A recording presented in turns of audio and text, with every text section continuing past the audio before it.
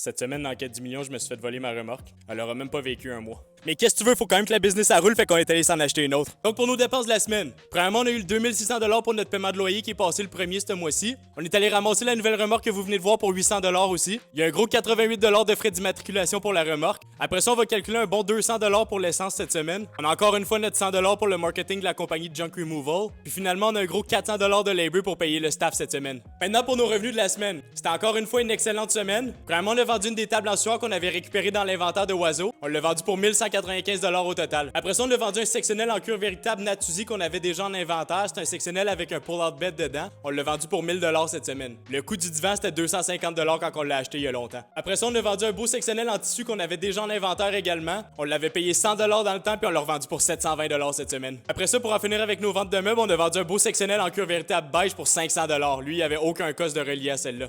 Maintenant pour nos contrats de junk removal de la semaine. Premièrement, on s'est fait appeler pour aller ramasser des petits déchets de construction. Il n'y avait pas grand-chose, puis on a chargé 250$ pour cette job-là. Après ça, on s'est fait contacter par les résidences Chartwell pour aller ramasser des meubles qui traînaient dans le parking souterrain. On a chargé 480$ pour cette job-là.